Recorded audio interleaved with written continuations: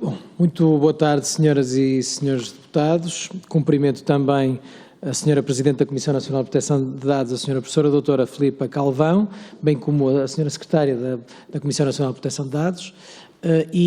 Sem mais delongas, porque não são necessárias, passava a palavra ao partido requerente. Portanto, a audição da Comissão Nacional de Proteção de Dados é feita a requerimento do Chega, que tem, portanto, 3 minutos para apresentar ou para expor os motivos pelos quais requereu a audição da Comissão Nacional de Proteção de Dados. E passo por isso a palavra ao Sr. Deputado Rui Paulo Sousa, do Chega. Sr. Presidente, Sra. Doutora Filipa Calvão e Sra. Secretária, caros colegas. Sr. Presidente, antes de começar só uma questão. As perguntas coloco-as logo. O que temos feito, apesar de não termos grelha, não é? Ou seja, há sempre um momento inicial para explicar o porquê de se ter requerido a audição desta entidade, não é? Ou personalidade. E depois haverá 10 minutos para intervir e depois as perguntas dos partidos e a resposta. Ok. Mais uma vez, muito obrigado, Sr. Presidente. Sra. Presidente, Doutora Filipa Calvão, quero começar por agradecer estar aqui hoje e ter vindo aqui prestar-nos alguns esclarecimentos sobre este assunto. E o que levou o nosso grupo, portanto o Chega, a requerer a sua audição foi principalmente devido ao facto que a Comissão Nacional de Proteção de Dados, no fundo, é a autoridade competente no que diz respeito em matéria de defesa dos dados pessoais, matéria esta que, no fundo, acaba por estar no centro de toda esta questão. E um dos principais motivos, se não até o principal motivo, que levou à declaração de invalidade da própria diretiva número 2006-24 do Parlamento Europeu e do Conselho, a 15 de março, pelo Tribunal de Justiça da União Europeia.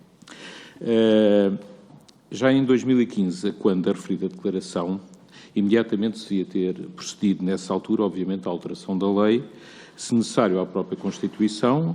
No entanto, nada se fez e hoje estamos aqui. Essa situação foi-se arrastando mesmo depois da própria Comissão Nacional de Proteção de Dados se ter pronunciado sobre o assunto em 2017. Recordo a emissão da deliberação número 641/2017, 9 de maio, onde a Comissão Nacional de Proteção de Dados confirma não só a sua convicção relativamente à violação dos direitos ao respeito pela vida privada e comunicações e à proteção de dados pessoais, como também à circunstância dessa violação consubstanciar uma restrição desproporcionada face ao disposto no artigo 18 da Constituição da República Portuguesa. Nesse mesmo ano, e tendo em conta o exposto, a Comissão Nacional de Proteção de Dados acabou por deliberar pela não aplicação da Lei 32/2008, no que diz respeito às competências que eram determinadas pelos artigos 7º, 8º, 9º, 14º, 16º e 17º. Só este ano o Tribunal Constitucional se pronunciou e veio a comungar da mesma apreciação do Tribunal de Justiça e da Comissão Nacional de Proteção de Dados e recentemente declarou a inconstitucionalidade de alguns artigos da Lei nº 32/2008, colocando em causa diversas investigações e processos judiciais em curso.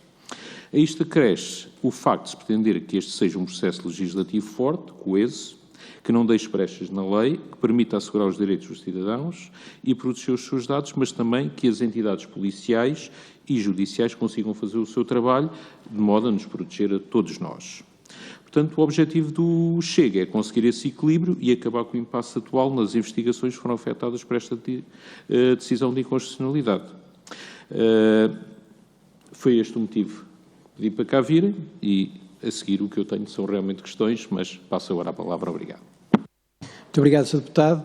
Agora passaria então a palavra à Sra. Doutora Filipa Calvão, dando-lhe nota que tem 10 minutos, indicativamente, para fazer a intervenção e como isto processará é depois da intervenção, os partidos, cada um na sua vez, farão as perguntas em função da intervenção ou não e depois a Sra. Doutora responderá no final novamente. Por isso tem a palavra. Muito obrigada, Sr. Deputado. Muito boa tarde a todos, Srs. Deputados. Agradeço a oportunidade que foi dada à Comissão Nacional de Proteção de Dados para aqui vir prestar esclarecimentos acrescidos relativamente a esta questão, para além daquilo que já tenho dito também em sede de pareceres no contexto deste último procedimento legislativo.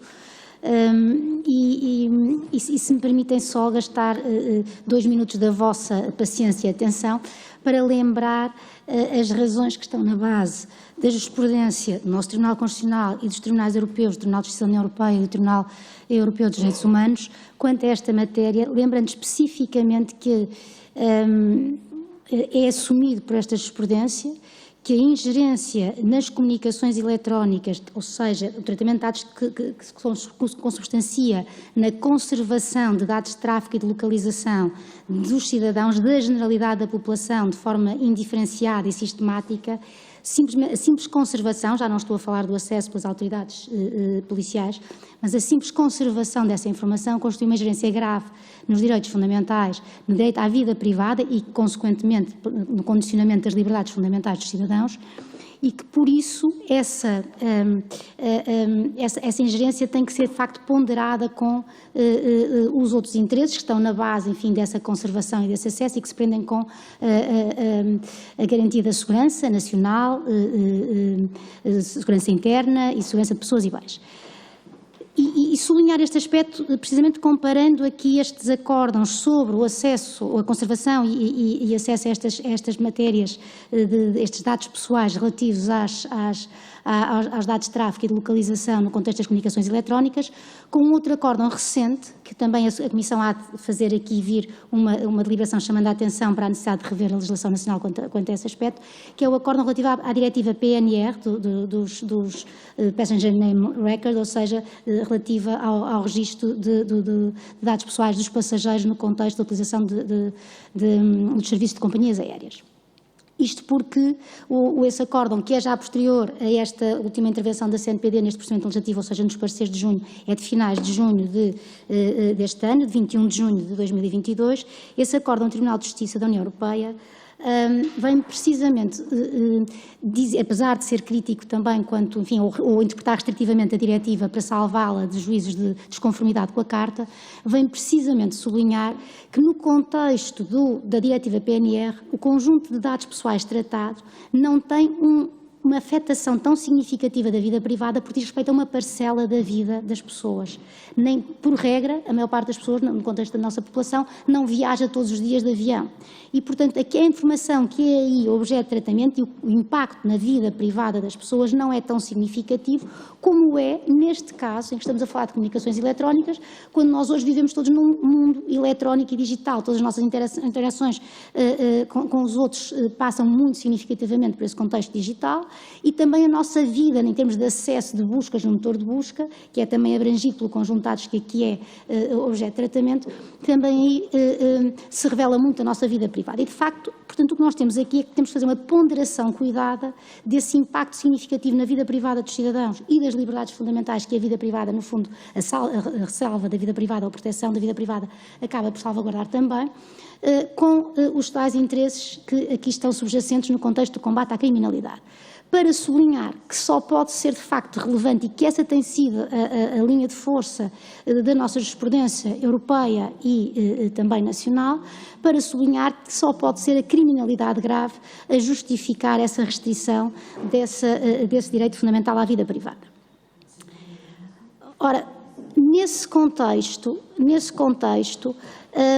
nós, no nosso parecer, nos pareceres que emitimos neste procedimento legislativo, focámos essencialmente, enfim, os pontos principais, enfim, por razões de estratégia de comunicação e de argumentação, focámos os aspectos principais. Há um ou outro pormenor ainda que resta e que eu queria trazer aqui, que mereceria atenção, mesmo considerando as propostas de alteração que foram apresentadas por 2 grupos parlamentares, do Partido Socialista e da Iniciativa Liberal, mesmo focando essas propostas de alteração, há ainda um ponto que resta e que eu queria aqui focar e que diz respeito aos crimes que podem justificar ao leque de crimes, no artigo 2º, sobre o âmbito de aplicação, o leque de crimes que pode justificar estas restrições. Porque precisamente se refere à lei do cibercrime, e a lei do cibercrime tem todos os outros crimes que aí estão previstos apresentam uma moldura que corresponde, portanto, a um juízo de criminalidade grave relativamente às condutas que ali estão em causa, mas há um crime previsto no artigo 6º, número 1, que é do acesso ilegítimo, que tem uma moldura sancionatória mais baixa e, portanto, que não merece esse grau de censura pela comunidade político-estadual e, portanto, na perspectiva desta jurisprudência europeia e nacional, do Tribunal Constitucional, diz a Comissão, nesta interpretação que está a fazer dessa jurisprudência, que esse crime previsto no artigo 6º, número 1 da Lei do Cibercrime tem de ser excluído do âmbito de aplicação de um diploma desta natureza, para justificar, portanto, a retenção dos dados pessoais relativos às comunicações eletrónicas e justificar o acesso.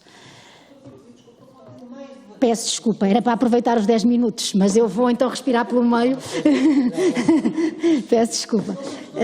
Então, já está todo a sentir-se asfixiado pela maneira como falo, peço desculpa. Então, só repetindo o artigo para termos a certeza que todos compreenderam o que eu estava a querer dizer, é o artigo 6º, número 1 da Lei de Cibercrime. Portanto, estou-me a referir concretamente aqui nas propostas de alteração, estou-me a referir ao artigo 2º quanto ao âmbito de aplicação, propostas de alteração à proposta do Governo, ao artigo 2º quanto ao âmbito de aplicação, por acaso sim, o artigo 2º, exatamente, sim, na proposta do Grupo Parlamentar do Partido Socialista, é o artigo 2º, número 1, a linha C, quando fala da Lei 109 de 2009, aí deveria ser excluído o artigo 6º, número 1 desta lei, e na proposta do Grupo Parlamentar da Iniciativa Liberal seria a linha B do artigo 2º dessa proposta, desse artigo que está a ser alterado, a proposta de alteração, portanto, a linha B, quando fala dos crimes previstos na Lei 109 de 2009, também aí excepcionar esse artigo 6º, número 1.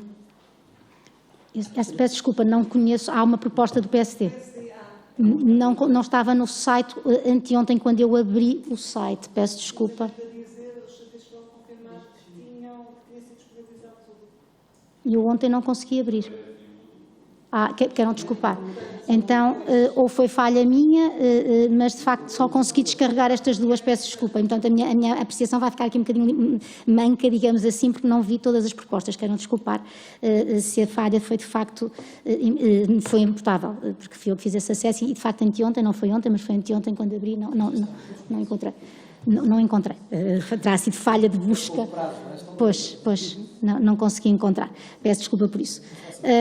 Enfim, de todo modo, provavelmente padecem todas da mesma falha, não sei, porque nós no parecer não fizemos referência a isso, como disse, por uma estratégia de incidir sobre os aspectos fundamentais, embora fizéssemos referência en passant a essa disposição do artigo 6º, número 1 da Lei do Cibercrime. Isto, portanto, é uma primeira nota. A segunda nota diz respeito, enfim, à essencialidade de haver aqui intervenção do juiz de instrução criminal. Parece-me evidente que não podemos pôr quem faz a investigação e, portanto, admito que esteja assim todas as propostas de alteração, que não podemos deixar de garantir que quem pretende fazer a investigação não decida sobre aquilo que pode investigar numa matéria que mexe diretamente com conteúdo essencial de direitos legais e garantias ou com direitos legais e garantias e, portanto, aí garantir a intervenção do juiz de instrução criminal.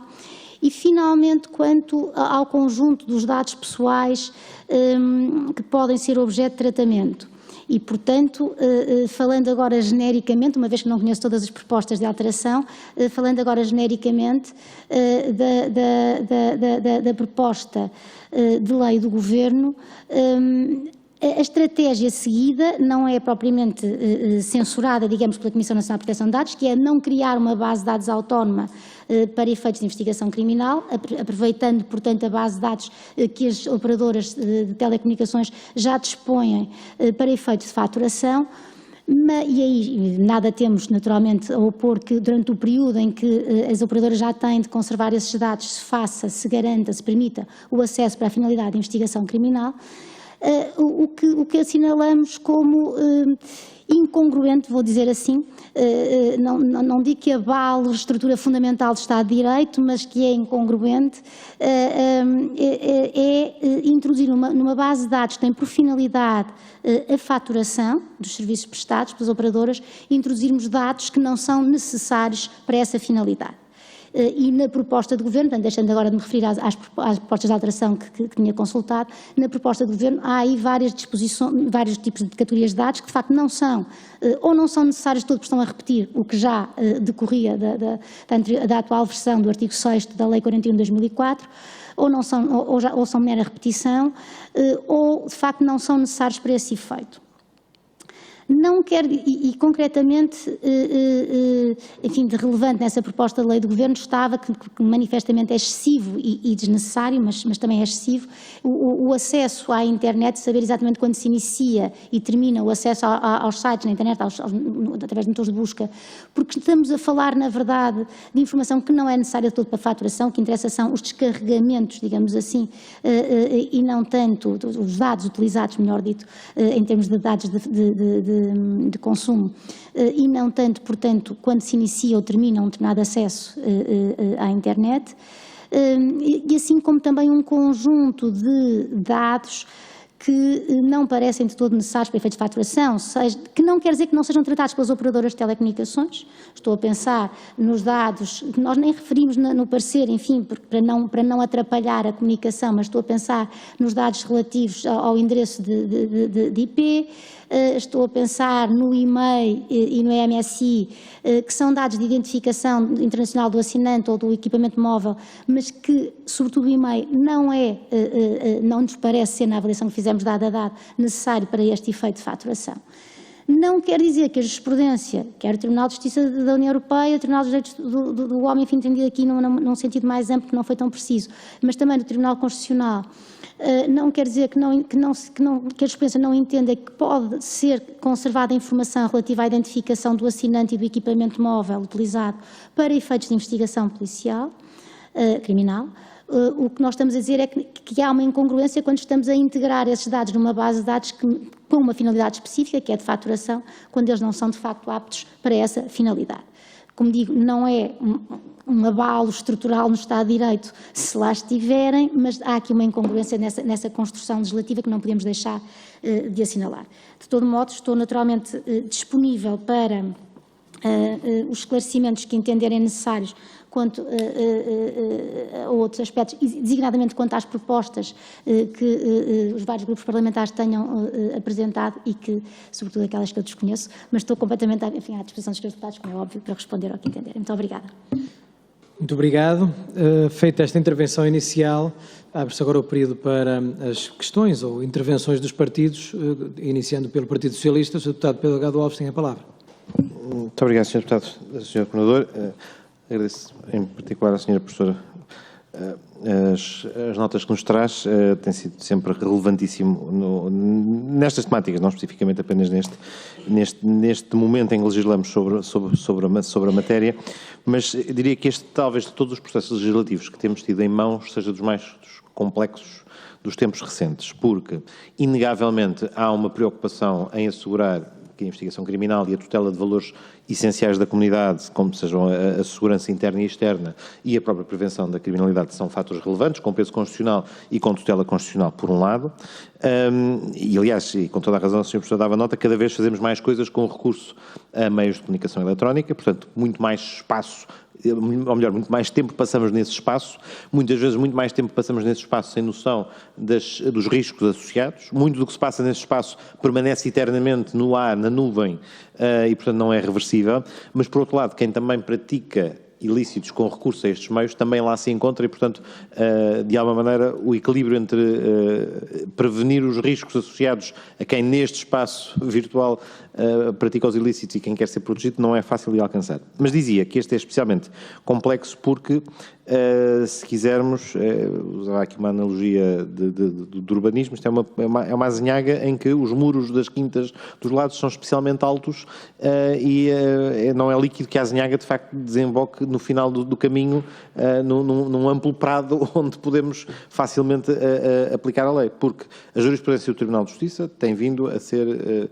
enfim, pode ser lida como dando pistas, é assim que eu leio o último acórdão, que de alguma maneira procurará, não digo emendar dar a mão, que isso será longe demais, mas pelo menos procura enunciar os caminhos que os legisladores nacionais podem seguir para tentar superar o problema. Portanto, de alguma maneira vai dizendo, se for um bocadinho mais por ali, se introduzir elementos de ponderação por acolá, talvez isto seja viável, porque nas últimas vezes que conversámos, epistolarmente é certo, mas as últimas vezes que conversámos, olhávamos para a legislação alemã como podendo ser um desbloqueador e talvez não possamos continuar a fazê-lo da mesma forma, tranquila, uma vez que, de facto, o dito acórdão, que tem coisas positivas nesse sentido, em que traça um caminho, também, por outro lado, traça os caminhos que ficam fechados.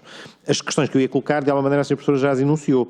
No fundo, a matéria do elenco de crimes, em relação à qual é muito útil a nota que já dá, obviamente foi, não é por preguiça, mas é por facilitação de conjunto a remissão para a lei do cibercrime, portanto, naturalmente sujeita a afinações, como muitas vezes sucede em relações de elementos. Não é nada incontornável, longe disso.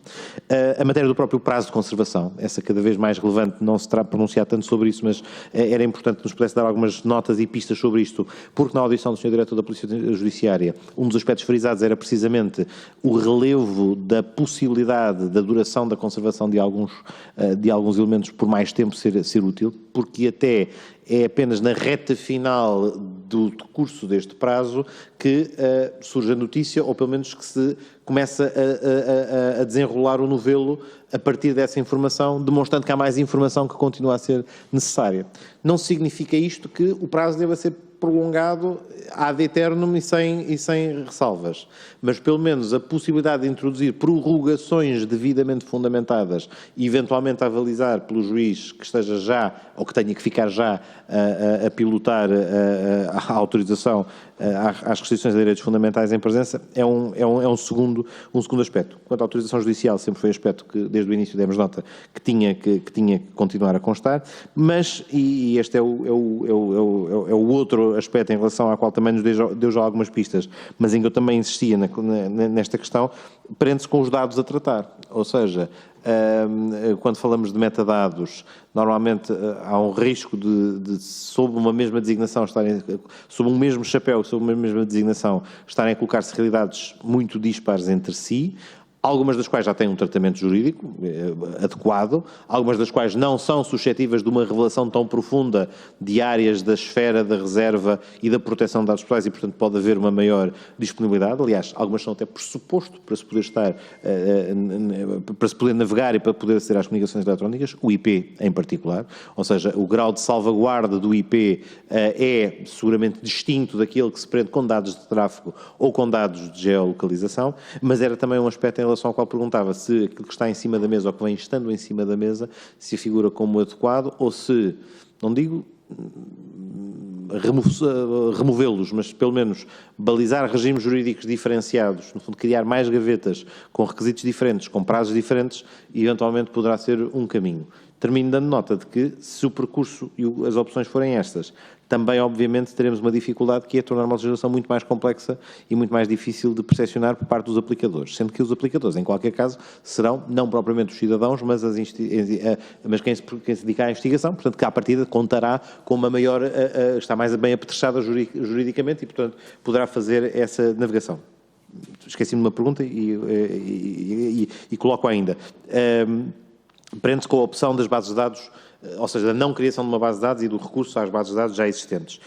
Aquilo com o qual nos temos deparado também, quer da audição do Sr. Diretor da Polícia Judiciária, mas também quando cá esteve a ANACOM, é de facto a situação e das respostas que as operadoras também nos deram, é de facto, precisamente por estarmos a usá-las para uma finalidade que não é do seu desenho, uma vez que este não é a finalidade do seu desenho, elas também não respondem a muitas das questões a que se pretende ter resposta, porque por vezes dependem de consentimento para a recolha de alguns elementos, porque por vezes não integram, porque são criadas para faturação, e portanto depende também do grau de detalhe com que a faturação é solicitada e o tempo durante o qual ela é solicitada. Portanto, há vários elementos da total dependência de uma decisão do cidadão titular daqueles dados que pode condicionar, não digo a qualidade, mas pelo menos a extensão destas bases de dados. É uma matéria em relação à qual, da parte pelo menos do Grupo Parlamentar do PS, temos menos certezas.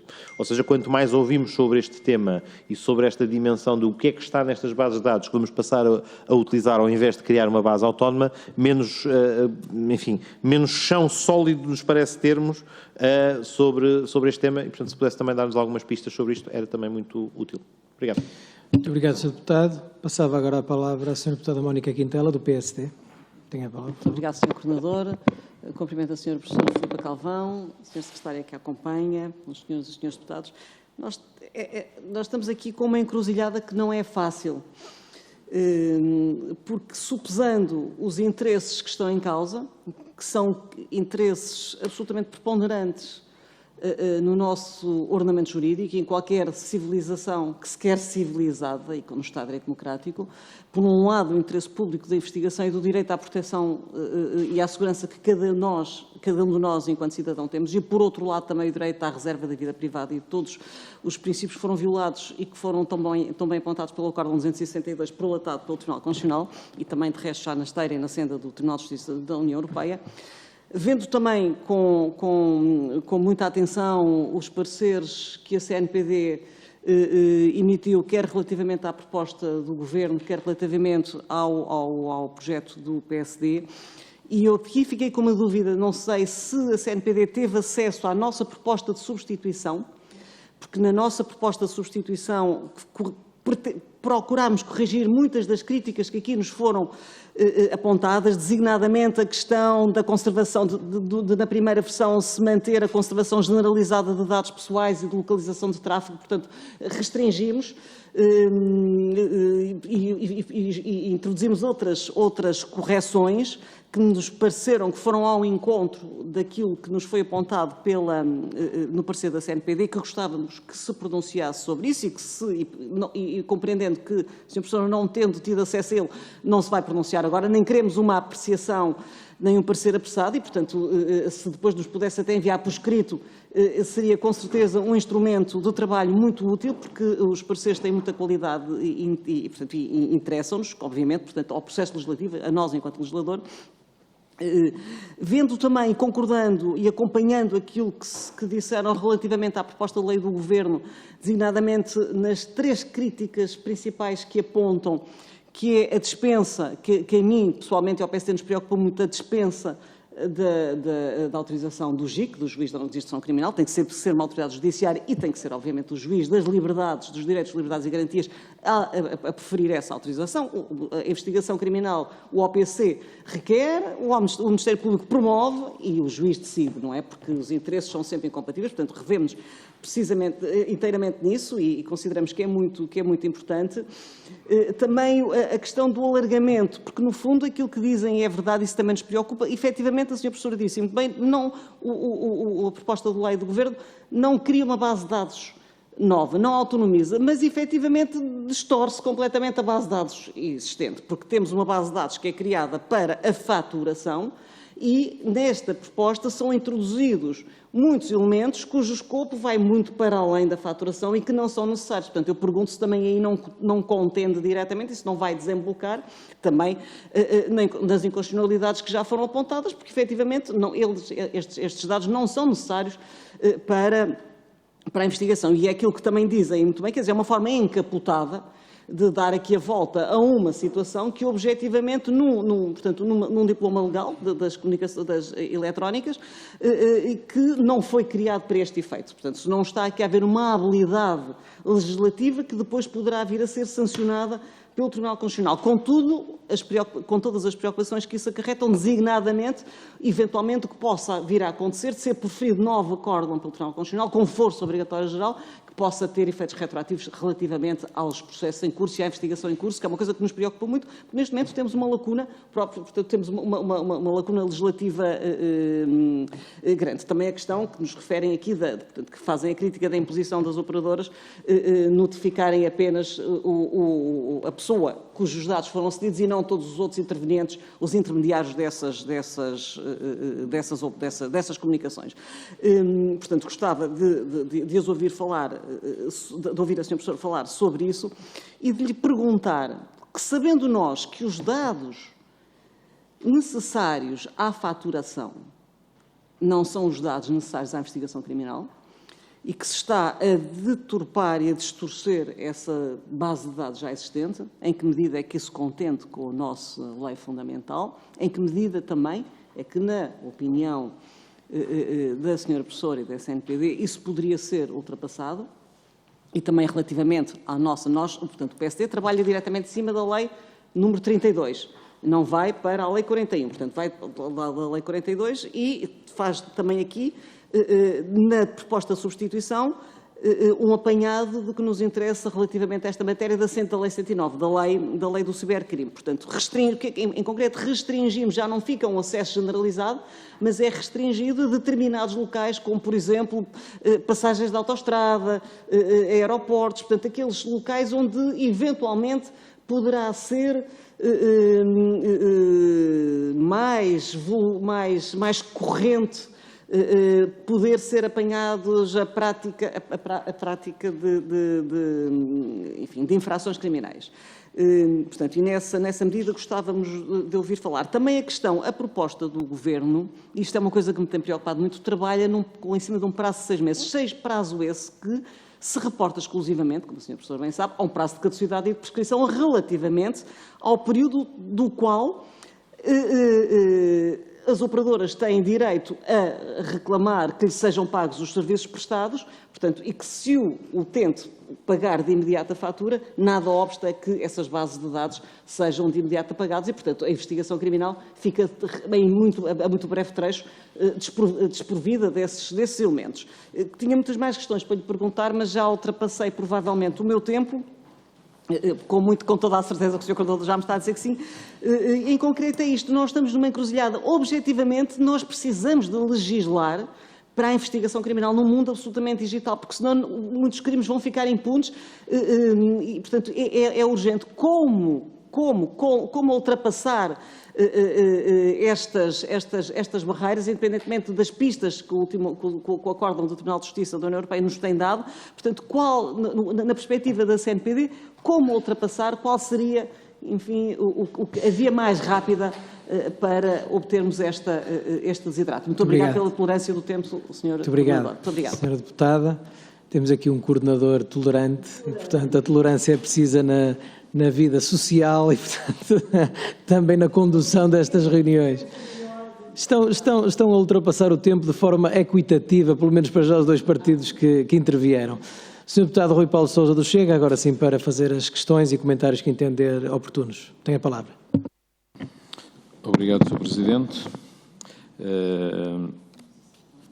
O que eu queria perguntar à doutora, para começar, relativamente à perspectiva da Comissão Nacional de Proteção de Dados, relativamente a este assunto, quais é que acham que são realmente os limites que não devem ser ultrapassados no que diz respeito à investigação criminal? E que requisitos é que podem considerar como adequados e proporcionais para serem colocados na lei, mas que permitem realmente cumprir, não digo todos os objetivos de política criminal, mas pelo menos os principais e que permitem realmente aceder a determinados dados, como temos estado sempre a falar, como o IP, é, por exemplo, um dos principais, a geolocalização, que são dados essenciais para uma investigação, tanto em termos de futuro como de passado. Porque há essa questão também, que poderá ser um pouco mais complexa, mas que é essencial para as investigações, como já vimos até pela audição com o diretor da Polícia Judiciária.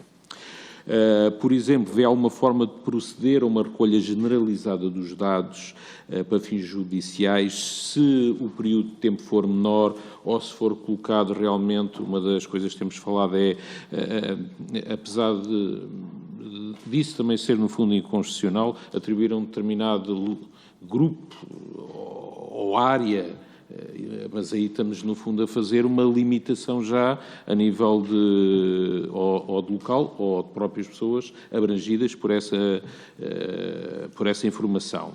Ou então uma questão de, em vez de ser um juiz, ser uma intervenção de um coletivo de juízes a permitir uma investigação desse género.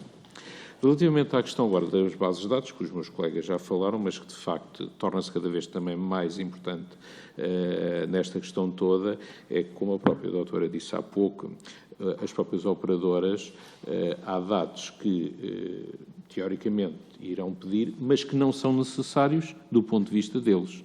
Mas que, por sua vez, sem esses dados, também praticamente deixam de ter interesse para a própria investigação e para a obtenção de determinados dados.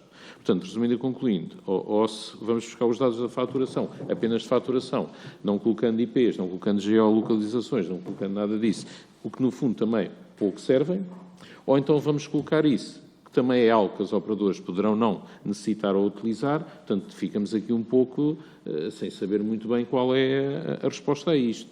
E ainda mais outra questão, será que as operadoras reúnem as condições necessárias para manter esses dados em segurança? Portanto, do vosso próprio ponto de vista, atendendo ao nível de ataques informáticos que cada vez são maiores, atendendo que inclusive a Vodafone foi alvo de consideram que realmente reúnem essas condições, ou será que a resposta passa realmente por uma base de dados que não a das operadoras?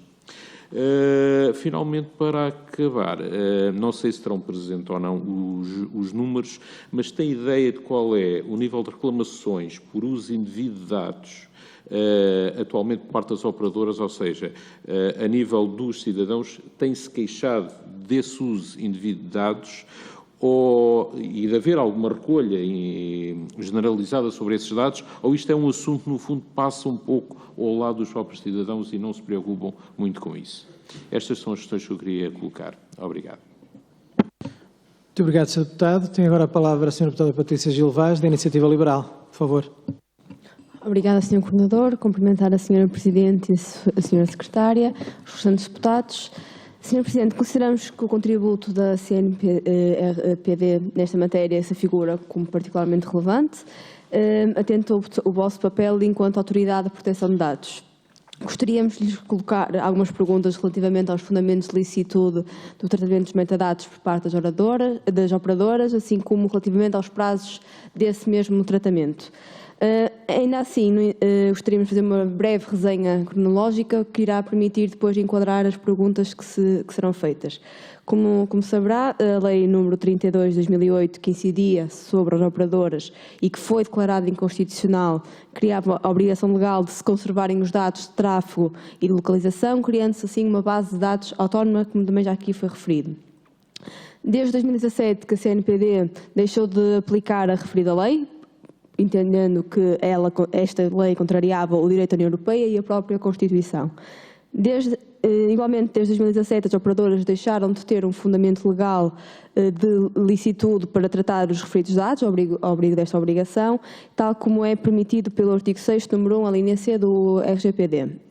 Dito isto, além da obrigatoriedade legal que constitui um fundamento de licitude para o tratamento de dados pessoais ao abrigo do referido do artigo 6º, também é permitido o tratamento de dados pessoais ao abrigo da execução contratual, ao abrigo da alínea B desse mesmo artigo. Ou seja, e concretizando, paralelamente a qualquer obrigação legal que seja responsável pelo tratamento, estamos aqui a falar da Lei nº 32 de 2008 e da Lei 41 de 2004, que o Governo, aliás, pretende agora alterar. Existem também outros fundamentos de licitude, como referi, que é sendo a execução contratual. A nossa questão vai então neste sentido de, paralelamente à obrigatoriedade legal das operadoras tratarem os dados pessoais de comunicação ao abrigo, por exemplo, da Lei nº 41 de 2004, as operadoras não procedem também ao tratamento de dados pessoais ao abrigo da execução contratual das telecomunicações. Perguntar também se estes dados continuam a ser precisos para a normal execução de um contrato, não sendo estes guardados num prazo do ano, nem sendo criada uma base de dados autónomas para o efeito, continuam a ser processados durante a execução do contrato. Se sim, o que gostaríamos de saber era então qual é o prazo em que tipicamente as operadoras conservam os dados processados, tais como chamadas, registros de localização, de dados, ao abrigo da execução do contrato com o consumidor. No Conselho de Ministros da Justiça da União Europeia, as respostas dos Estados-membros da União Europeia sobre esta matéria, e dou o exemplo da Finlândia, foram que estes dados são conservados pelas operadoras durante cerca de um mês, ao abrigo da normal execução do contrato. Isto assume uma especial importância, porque existe atualmente na lei portuguesa, mais precisamente no artigo 14 da lei do cibercrime, um mecanismo que permite que a autoridade judiciária intime as operadoras para concederem o acesso aos dados, e se sendo este acesso apenas um efeito útil, dependendo do prazo de conservação dos dados, perguntar qual é que considera então ser o prazo razoável para que as operadoras conservem estes dados. Obrigada. Muito obrigado, Sra. Deputada. Passava agora a palavra ao Sr. Deputado Pedro Filipe Soares, do Bloco de Esquerda, por favor. Muito obrigado, Sr. Presidente. Eu serei genuinamente rápido, porque apenas intervirei para agradecer as informações que nos deram. As perguntas que queria colocar já foram colocadas anteriormente e por isso aguardo as respostas que vão dar. Muito obrigado. Muito obrigado, senhoras e senhores deputados. Agora passava novamente a palavra à Sra. Professora Filipa Calvão para responder às perguntas que foram colocadas e tecer as demais considerações que entender oportunas. Tem a palavra, por favor. Muito obrigada, Sr. Deputado. Muito obrigada pelas questões. Vou tentar, algumas delas vou responder provavelmente antes de chegar, enfim, à vez de responder aos diferentes senhores deputados que falaram segundo uma determinada ordem cronológica, porque algumas são de facto comuns. Começava pelas questões colocadas pelo Sr. Deputado Pedro Delgado Alves, que diz que notou e bem que eu não fiz referência ao prazo de conservação, embora de facto tivesse visto uma norma que me lembrou precisamente a conservação ad eterno da informação, ainda que por decisão de um juiz, e portanto querendo e acreditando que os juízes não fazem uma autorização de conservação sucessiva, renovada de cruz, e portanto analisando o caso em concreto. De facto, a questão dos prazos de conservação destes dados de tráfego é particularmente pertinente e devemos distinguir aqui duas coisas. Uma coisa é o prazo de conservação que, nos termos da lei que vier a ser aprovada, as operadoras podem ou devem, têm o dever de respeitar, e portanto esse é um prazo de conservação que em algumas das propostas que analisei, de propostas de alteração, falavam em 6 meses, ou pelo menos numa delas se falava num prazo de 6 meses, que é o prazo, rigorosamente o prazo que está previsto, que resulta da lei da privacidade nas comunicações eletrónicas, da lei 41/2004, porque o prazo de conservação dos dados para efeito de faturação tem esse limite dos 6 meses e, por regra, são conservados. Isto é, mesmo quando se salda imediatamente a dívida, digamos assim, se cumpre o pagamento, ainda assim pode haver depois reclamação, se mantém esse prazo, esses dados, desculpem, por esse prazo de 6 meses. E, portanto, a regra eu diria que é tendencialmente essa, não há uma eliminação automática dessa informação, mal se paga esses dados. De todo modo, é possível, mesmo que se trabalhasse só com base nesta base de dados, passo aqui a repetição, com base de dados de faturação, é possível ao legislador dizer esses dados ficam aí durante 6 meses, independentemente de estar saldada a dívida ou não, ou de haver ainda discussão quanto à faturação, os dados ficam nessa base de dados durante esse período. Parece-me razoável, isso não nos choca, e, portanto, esse período de 6 meses de conservação não nos choca, dentro desta lógica de estarmos a falar de dados que são os estritamente necessários para uma determinada finalidade, neste caso de faturação, e se aproveitar essa informação para fins de finalidade de investigação criminal. É certo que virão com o argumento, como porventura virão também com o argumento a propósito do artigo 6º, número 1 da Lei do Cibercrime, do acesso ilegítimo, de que é preciso um conjunto de dados deste tipo, dados de tráfego, dados de identificação do utilizador, para se conseguir prosseguir na investigação criminal. Sim, mas para isso é que há a Lei do Cibercrime. Para isso é que temos uma lei que estabelece um regime específico de acesso a essa informação, de ordem de preservação, antes do acesso, de ordem de preservação dos dados pessoais relativos às comunicações eletrónicas e depois de acesso a esses dados, assim preservados durante um determinado período de tempo. E, portanto, eu diria que os dois regimes devem ser lidos em complemento, não esquecer que essa lei de cibercrime articula também com esta e, portanto, que aos investigadores há essa possibilidade de dar essa ordem de preservação. Haverá situações em que, de facto, os investigadores poderão não ir a tempo, ou seja, quando se apercebem que necessitarão dos dados, já os dados poderão ter sido eliminados ao abrigo da lei de retenção de dados, ou de metadados, como se usa dizer. Mas aí eu diria, é o equilíbrio entre os direitos fundamentais. E volto a dizer, estamos aqui, sobretudo quando estamos a falar de criminalidade não grave, que não é qualificada como grave, temos que compreender isso, é o equilíbrio que a jurisprudência tem encontrado entre esses valores, e por isso acho que a solução tem que ser, de facto, enfim, compreendida à luz desta lógica. Para a criminalidade grave, pode haver situações em que isso suceda, mas isso é o custo de um Estado de Direito, em que nós sabemos que há limites para todas as funções públicas, e, portanto, também para a função de investigação criminal e, portanto, por importante, não querendo minorar a importância dessa função. E, portanto, quanto ao prazo de conservação, depende dos dados de facto, ou seja, se vamos por uma lógica de não estamos aqui só a falar dos dados que estão a ser utilizados pelas operadoras para efeitos de faturação, e depois irei à questão dos dados em sede de execução de contrato, se estamos a falar de dados que são necessários para efeitos de faturação, então eu diria que o prazo de 6 meses é mais do que razoável e pode ficar determinado legalmente nesta lei, apesar de, eventualmente, na lei, na base de dados de faturação, a própria operadora já não necessitar desses dados por já ter resolvido a questão com o seu cliente. Quanto à possibilidade de renovação ad eternum, eu confesso que não gosto da norma, não ia referi-la, mas não gosto da norma, que vi numa das propostas, de não haver um limite para essa renovação. No limite dos limites tem que se ver aqui o que é que estamos a falar. Se estamos a falar de uma ordem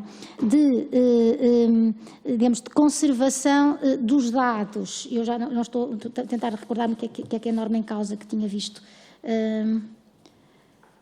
de renovação, dessa conservação, dos dados genérica, portanto, todos os dados que lá se encontram, ou se estamos a falar de dados a propósito de uma investigação concreta e para um conjunto determinado de indivíduos. Se estamos a falar de um conjunto de indivíduos que serão, enfim, eu não digo todos suspeitos, mas que estão relacionados, porque estão próximos, estão naquele momento na área onde foi praticado um determinado crime, ou que estão relacionados com quem é aparentemente suspeito de ter cometido o crime, então eu diria que é suscetível de renovação até que o processo chegue ao final. Se estamos a falar da totalidade de uma população e de uma ordem de renovação, de conservação desses dados, julgo que não é essa a intenção. Não, pronto. Com certeza. É que era uma das questões colocadas precisamente na audição do Sr. Diretor da Polícia Judiciária, ou seja, não era... O novelo está a ser desemaranhado, digamos, e é logo possível desenhar um perímetro de suspeitos, talvez seja excessivo, mas de potenciais alvos, digamos assim, para ser o mais neutro possível de uma perspectiva processual, em que possa ter relevo a ferir o que é que aquelas comunicações envolveram em termos deste perfil de dados. Portanto, com um perímetro já mais delimitado, haver, numa primeira fase, um afunilar e que estes são conservados por mais tempo. Sendo que a expectativa é, como a Sra. Professora diz, provavelmente aquele perímetro vai emagrecendo. E, portanto, cada vez menos, ao ponto de, a certa altura, já estamos no âmbito de uma investigação criminal, e aí diria que a questão deixou de ser problemática, porque se há uma investigação criminal em curso, já não há a ideia da suspeição generalizada sobre todos os cidadãos cujos dados estão a ser instrumentalizados no altar da investigação criminal. Temos cidadãos que estão a ser objeto de uma investigação, com as garantias que lhes assiste no quadro do nosso direito processual penal. E complementando, e para não confundir, aquilo que disse o Sr. Diretor da Polícia Judiciária, falou, o que é que ele falou? No célebre canal de controle. O que é o canal de controle? Que é, imaginemos que há aqui agora um crime nesta área da Assembleia da República e eles querem, e aquilo que todo o STJ e, portanto, os tribunais têm indeferido, por entender portanto, que contende diretamente com todos os direitos, liberdades e garantias, que se faça uma busca, que tem que ser muito rápida, que se vejam todas as antenas que foram, todos os números que foram acionados nas antenas que captam aqui os números e que todos eles possam ser investigados. Imaginemos para saber se a Sra. Professora aqui passou naquele momento. Ou seja, toda a gente, num determinado perímetro, portanto, tem-se acesso a todos os telefones, a todos os números daí. Portanto, portanto, o Sr. Diretor da Polícia Judiciária entende que seria interessante para a investigação, e eu percebo o ponto de vista dele, mas obviamente que o Supremo Tribunal de Justiça, portanto, tem constantemente pronunciado em deferir esse tipo de meio de obtenção de prova, porque é do meio de obtenção de prova que aqui nos estamos a referir. Desculpe ter interrompido, mas é só para dar, portanto, isto, é o canal de controle. Muito obrigado, Sra. Coordenadora. Pois eu compreendo, não, mas se for assim, portanto, eu acho que de facto a norma então tem que ser redigida noutros termos, delimitar melhor o que é que estamos aqui a falar e do universo de pessoas que estão aqui a ser visadas, não é? Para que se perceba que não é de facto indiferenciadamente o conjunto da população, mesmo que numa determinada área. Embora em abstrato o Tribunal de Justiça da União Europeia tenha admitido que se pudesse de facto por evento, até houve um parecer em que nós demos o exemplo de uma visita do Papa, se não estou em erro, porque na altura ou tinha sido ou estava para ser, agora estamos exatamente a pensar, pronto, numa circunstância delimitada em que há um evento que apresenta um mais elevado risco, não é, de criminalidade ou de atentado, enfim, se possa, e de facto aí, até de ameaça terrorista, porque na verdade os nossos investigadores às vezes, para efeitos de prevenção, invocam frequentemente essas ameaças terroristas, mas enfim, a verdade é que em função de um determinado evento é possível, admitimos como possível, como proporcional, concretamente, uma solução dessa natureza. Mas atenção aos eventos, porque não se vá agora qualquer manifestação, que é o problema depois de outras liberdades fundamentais que podem ser afetadas. A propósito de uma manifestação, estar agora enfim, a admitir-se que poderá haver ali indícios de que pode haver perturbação, de elementos às vezes até que vêm de fora, para perturbar e tornar violentas as manifestações. Atenção por causa do impacto que isso tem nas liberdades fundamentais de manifestação e, portanto, de expressão e de expressão política, que não pode ficar condicionado por essa forma e, portanto, de facto, é possível, entendemos, delimitar eventualmente em função de um determinado evento, de uma determinada área, cruzando aqui com outras coisas que aqui foram ditas, a propósito da hipótese de ser em função de uma área, por exemplo, autoestrada, eu diria não. Autoestrada não, autoestrada, nós temos o nosso país coberto de autoestrada, isso é uma área muito grande. Também não, também não.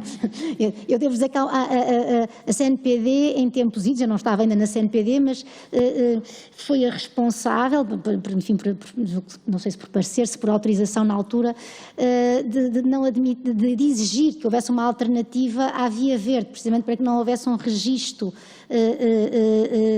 que entretanto foi um bocadinho desrespeitado, mas para que não houvesse... Eu sei. Como eu digo, foi um bocadinho desrespeitado.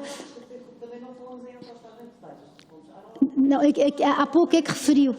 Sim, há pouco referiu, pareceu-me que não tinha percebido que era portagens, referiu a autoestradas, por isso é que eu peguei nesse exemplo. Aí com calma, porque aí estamos outra vez a falar de uma grande quantidade de população que passa diariamente, alguma dela, como os senhores deputados porventura semanalmente, em alguns desses postos, e achamos que já estamos a falar de uma intrusão excessiva na vida privada das pessoas, portanto, há alguma cautela nesse tipo de previsão, e nos exemplos também que se dão para não entusiasmar os nossos investigadores criminais. Mas, portanto, voltando à questão do prazo, sim, quanto à possibilidade de renovação, sim, quanto a fixar-se um prazo, enfim, que seja razoável, e sim, se for sobretudo para ir ajustando o conjunto dos titulares dos dados a que se está a referir, enfim, a que se está a fazer essa determinação de conservação da informação e de renovação dessa conservação dessa informação. Com limites do fim do processo, porque tem que ter um limite, não pode ficar a norma ali aberta, como se fosse possível continuar a renovação depois de terminado um processo ou de não ser mais necessário para a obtenção de prova.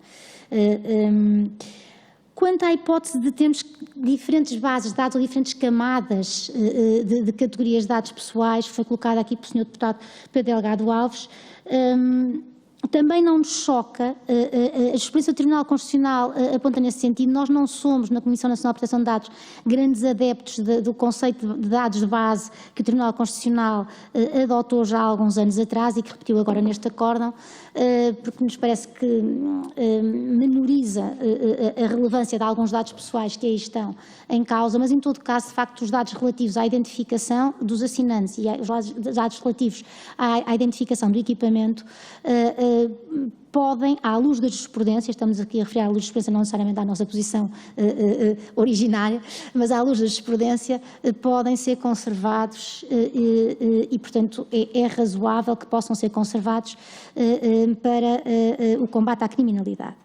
Agora, há de facto que distinguir esses dados de outros dados, que são os dados já de tráfego, e que esses sim expõem a vida privada dos cidadãos.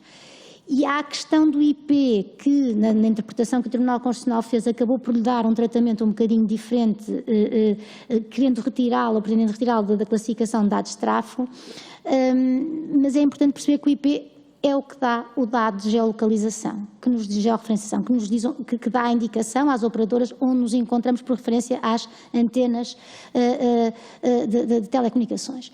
E, portanto, em relação ao IP, eu diria o prazo mais curto possível, porque é uma informação sensível, porque permite rastrear o nosso dia-a-dia e, portanto, estamos aqui a falar de uma informação extremamente sensível e, portanto, há abertura da experiência dos tribunais europeus para a recolha desse dado para o combate à criminalidade grave e, portanto, não vai ser a CNPD que vai dizer que eles não devem poder ser recolhidos para esse efeito e conservados para esse efeito, mas com, de facto, limitação e com uma limitação temporal superior em relação a outros dados que aqui possam surgir, porque nos parece uma matéria sensível, embora perceba que os investigadores criminais têm especial interesse neste dado de IP. E associado ao IP vem o porto, eu não sei a expressão exata, porto de origem de comunicação, que é importante também para permitir a sua leitura. Agora importa aqui, e cruzando aqui duas das questões que foram colocadas, distinguir dentro da informação que as operadoras tratam informação para a execução do contrato, ou seja, para prestar o serviço que foi contratado e para efeitos de faturação. Claro, tudo isto no âmbito da execução do contrato, mas com finalidades distintas. Quanto aos dados de faturação, os dados de faturação são sempre conservados, mesmo quando se pede, quando não se quer a faturação detalhada, a operadora tem do seu lado os dados de faturação detalhados. Não dá, é quando emite a fatura, não vão lá esses dados, mas esses dados existem do lado da operadora para justificar a cobrança do preço, porque tem que ser justificado com base nas comunicações e dos dados gastos no acesso à internet. Portanto, essa informação existe na base de dados de faturação. Não é mostrada ao assinante porque ele não quer. Não quer que, porventura, outros vejam ou porque não quer que haja informação a correr por aí sobre ele, a ser comunicada. Outra é a informação que é necessária para a prestação do serviço, para a execução do contrato, onde entra, por exemplo, o IP. O IP é imprescindível para garantir a execução do contrato, para a prestação de serviço, só que não tem de ser conservado para efeitos de faturação, nem tem que ser conservado para efeitos de execução do contrato. Esgota-se com a ligação. Portanto, se eu faço uma ligação, se eu ando pela cidade de Lisboa hoje, a informação, o meu IP vai sendo transmitido, vai sendo recolhido pela operadora. Mas no final do dia já não é preciso. E não deve ser conservado. Poderá haver legislações que estabelecem prazos de conservação desses dados para a execução de contrato. Eu diria que eles não são necessários para a execução de contrato, a não ser no próprio momento em que se presta ao serviço. E, portanto, de facto, ou se cria uma norma que prevê a recolha e conservação desse dado, ou as operadoras, eu não sei se fazem no final do dia, já não me recordo disso com exatidão, mas enfim, com regularidade, vão eliminando essa informação, porque ela não é necessária, depois de cumprido, de prestado o serviço em cada momento, ela não é mais necessária, portanto vai sendo eliminada. E, portanto, ela não fica conservada na base de dados da operadora no contexto com a finalidade de execução do contrato. Ela é eliminada. E por isso, se a ideia é, e como digo, a jurisprudência do Tribunal de Justiça da União Europeia e do Tribunal Europeu dos Direitos Humanos aponta nesse sentido, se poder conservar essa informação para combate à criminalidade grave, então tem que se criar uma norma que o preveja especificamente para essa finalidade. E aí com um prazo que seja curto, e aí reconheço que um prazo de 3 meses eu acharia simpático, 6 meses no limite, admito que os investigadores criminais queiram mais, mas eu diria que isso me parece um prazo razoável, um prazo, enfim, para não prolongar excessivamente a exposição de vida das pessoas, porque este é a possibilidade de fazer tracking, ou seja, saber exatamente por onde é que nós, rastreamento do nosso dia-a-dia durante vários meses. É muito. mais de cruzar essa informação, de facto, que é o que interessa aos investigadores criminais, junto de quem paramos a conversar, não é? E, portanto, ou junto de quem estivermos num determinado local, mas sobretudo nesta perspectiva da proteção de dados, junto com quem conversamos no dia-a-dia. E, portanto, é muita informação sensível de vida privada que merece aqui uma especial proteção. E com isto, julgo que respondi aqui ao essencial das questões colocadas pelo Sr. Deputado Pedro Delgado Alves, também julgo com isso que consegui responder às perguntas da Sra. Deputada Patrícia Gil Vaz, creio eu. Só com uma precisão, as operadoras não deixaram de ter fundamento de licitude desde 2017, com a desaplicação da lei pela CNPD. A CNPD só procedeu à desaplicação da lei porque tínhamos, na altura, algumas participações do Ministério Público dar conta que operadoras não estavam a conservar os dados pelo período legalmente imposto e, portanto, para arquivarmos os processos, porque entendemos que não havia essa obrigação legal, uma vez que na interpretação do estudo estava a ser feita, fizemos essa explicação, essa desaplicação, mas para dizer que, rigorosamente, o fundamento de licitude, com o acordo do Tribunal de Justiça da União Europeia, ficou claro que faltava fundamento de licitude em 2014. A partir do momento em que há uma decisão do Tribunal Constitucional, não há dúvida que eles ficaram sem fundamento de licitude desde 2008, desde o momento em que a lei surge. É esse o momento, é o momento, o próprio momento em que aparece a lei, que começa a produzir efeitos a lei que retira o tapete, digamos assim, à legitimidade de recolha e conservação desses dados para esta finalidade de investigação criminal. Mas, portanto, julgo que com isto respondi quanto à execução do contrato de serviço de fundamento, acrescentando, porque o princípio aqui, o princípio que resulta do Regulamento Geral de Proteção de Dados e que resulta do princípio da proporcionalidade na ponderação dos vários direitos que estão aqui em tensão e dos interesses públicos que estão aqui em tensão, é um princípio de conservar a informação enquanto ela é necessária. O artigo 5º do RGPD, no número 1, na linha E, tem esse princípio de limitação da conservação. E, de facto, se as operadoras não precisam dos dados para prestar o serviço, nem precisam ao fim de um dia ou de dois, e se não precisam dos dados para prestar o serviço, para faturar, para apresentar a faturação e justificar o preço cobrado, têm o dever de eliminar a informação. E, portanto, é este o princípio por que se pauta aqui o tratamento de dados nesta matéria. Quanto à questão, portanto, que foi levantada pela Sra. Deputada do Grupo Parlamentar do PSD, ainda quanto às tais, enfim, áreas, só voltar a precisar, portanto, em função de eventos excepcionais, especiais, eu não diria eventos normais, porque, por exemplo, considero que a manifestação é um evento normal numa sociedade democrática e, portanto, não colocaria a manifestação nessa categoria, mas eventos excepcionais de elevado risco.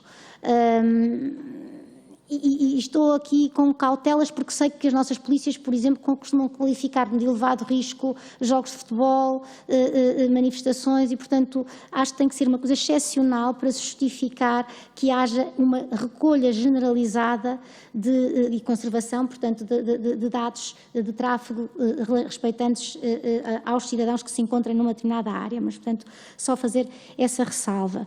Quanto a áreas, eventualmente, aeroportos, porque são infraestruturas críticas, mas também aí com alguma cautela, com alguma contenção, até se calhar com um elenco taxativo para não permitir interpretações extensivas que levem as infraestruturas críticas mais longe do que aquilo que poderiam significar.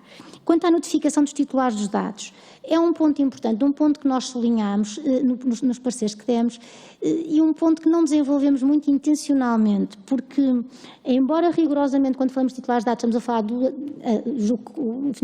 nas várias propostas, na proposta legislativa, se pensava essencialmente no assinante. De facto, há o outro lado, há as pessoas com quem o assinante interage e que são também titulares de dados e que são dados que estão a ser tratados. Há, portanto, um direito de informação, como lembrou o Tribunal Constitucional, que tem de ser aqui cumprido, mas é difícil garantir dar execuibilidade a este direito de informação e, sobretudo, as normas que nós vimos eram muito variadas no procedimento legislativo, antes agora da análise destas propostas de alteração, e ora faziam recair esse dever sobre os tribunais, vou dizer assim, o juiz, ora pareciam fazer recair sobre o tribunal, ora pareciam fazer recair sobre o Ministério Público, ora pareciam fazer recair sobre o operador, portanto, a empresa que fornece o serviço de tecnologia. Atenção que, por exemplo, para a empresa que fornece serviço de tecnologia não é fácil saber quem é o titular daquele número ou daquele equipamento eletrónico. E, portanto, isto não é de fácil execução, convinha especificar quem é que tem o dever de notificar, para que fique claro e para garantir depois que não andem a empurrar uns para os outros, porque é o que vai acontecer. Depois vão parar à Comissão Nacional de Proteção de Dados e depois, de repente, somos nós que estamos a bloquear que se proceda à garantia de direito de informação, o que é um contrassenso. Portanto, convinha que se precisasse, que se regulasse essa questão de saber quem é que está constituído no dever de notificar os titulares dos dados dessa informação, de que está a ser tratada esses dados. E eu julgo que terei respondido a quase tudo, mas se há algum aspecto que não tenha ficado claro, faltam-me aqui as perguntas. Peço desculpa, Sr. Deputado, o Sr. Deputado Rui Paulo Sousa, que faltavam as suas questões, que quero desculpar. Tinha ficado aqui pelo meio. Quanto à questão, enfim, dos limites, eu julgo que já estão aqui mais ou menos anunciados os limites e aquilo que poderá ser tido como admissível. Não creio que seja admissível admitir uma generalização de recolha de dados pessoais por grupos de cidadãos, por universo de cidadãos. Parece-me que isso viola claramente a Constituição. Portanto, não creio que se possa fazer essa delimitação. Reduzir no tempo a recolha generalizada e indiferenciada de dados também não nos parece que seja o caminho. Parece-nos que o Tribunal Constitucional e a jurisprudência do Tribunal de Justiça da União Europeia vedem esse caminho. Portanto, quando muito, como digo, espacial ou sobretudo em função de um determinado evento poderá justificar-se, não mais do que isso. Quanto à lei ser retroativa, enfim, isso é uma questão que eu tenho muita dificuldade em admitir aqui a retroatividade da lei nesta matéria, porque tem implicações criminais e, portanto,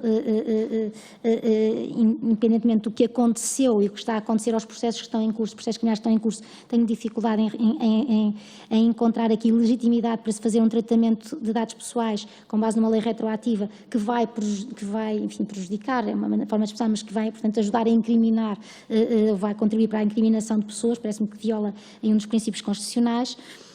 Finalmente, quanto à responsabilidade das operadoras, saber se elas estão ou não aptas a cumprir esta função de guardar os dados, e eu juntaria aqui uma outra questão, que é o modelo, o regime de transmissão dos dados das operadoras aos investigadores criminais. O primeiro, parece-me que as operadoras tiveram, de início, com este diploma, em 2008, fizeram um investimento muito grande na segurança destas bases de dados. Houve falhas que foram por nós detectadas numa investigação e que depois foram corrigidas e sancionadas. Houve, dentro dessa organização, dessa operadora à época, acessos indevidos, os quais, na nossa perspectiva, constituíam um crime, remetidos para o Ministério Público, depois foi arquivado, mas, em todo caso, houve, de facto, algumas falhas de início na construção destes sistemas, mas eles foram, eu estou a ultrapassar o tempo, com certeza, mas estou a tentar terminar, peço desculpa, estou a tentar ser sucinta. Neste momento estou a gerir o tempo da próxima audição, porque o tempo, veja bem, só para deixem-me aqui fazer alguma propaganda à minha tolerância, como o tempo eram 10 minutos e vai em 25. Foram muitas questões, Sr. Deputado, e foi muito tolerante com os senhores deputados, portanto, eu também agora tenho que ser na devida proporção comigo, mas agradeço a tolerância.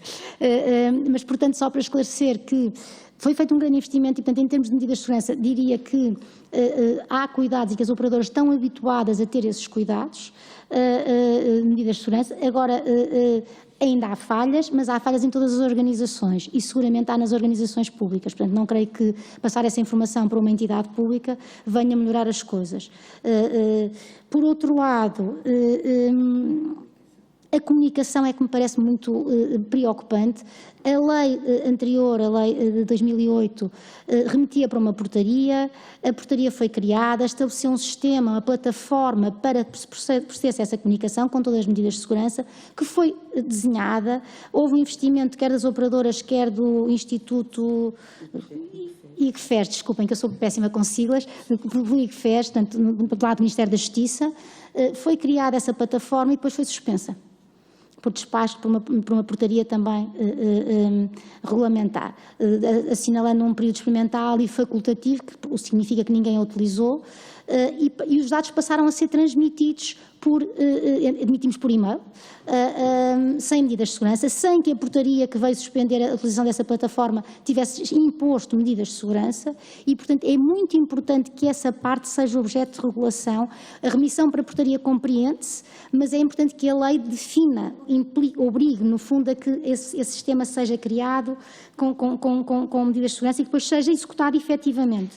Quanto às queixas de cidadãos, na verdade os cidadãos não fazem ideia do que se passa com os dados deles nas mãos das operadoras, quanto a esta base de dados. Isso demonstra o facto de nós nestes anos nunca tínhamos tido uma queixa dos cidadãos a pedir o pagamento destes dados nas bases de dados das operadoras. E, portanto, diria que o que nos teria obrigado, eventualmente, uma vez que tínhamos desaplicado de uma forma soft, digamos, essa lei, teria-nos obrigado a dar uma ordem de pagamento desses dados. Portanto, eu diria que há, de facto, aqui alguma,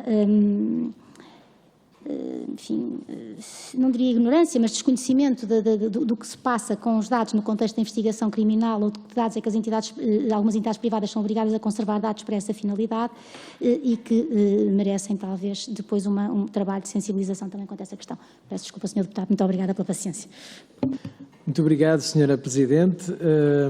Agradecer-lhe a sua disponibilidade, também agradecer os contributos, dar nota, como sempre tenho feito, porque é importante, até porque estamos com uma audição a ser transmitida, que de facto este trabalho legislativo, a preparação do trabalho legislativo é fundamental e é também fundamental que os cidadãos percebam o trabalho que se faz, que é político, mas que é intrinsecamente legislativo, ou seja, na dimensão jurídica, e não posso deixar de o dizer porque é interessante estar a ouvi-la e ter ouvido o Sr. Diretor Nacional da Polícia Judiciária. São ambos servidores públicos, ambos protegem e defendem o interesse público, mas em perspectivas quase antagónicas, porque no fundo aqui está o confronto que tantas vezes aqui discutimos, sobretudo na primeira comissão, entre a perspectiva garantística e a securitária. Não que um lado defenda só a securitária ou o outro só a garantística, mas a verdade é que desse equilíbrio, que depois compete naturalmente aos senhores deputados fazer, surgirá com certeza a legislação possível dentro das balizas legais que nos estão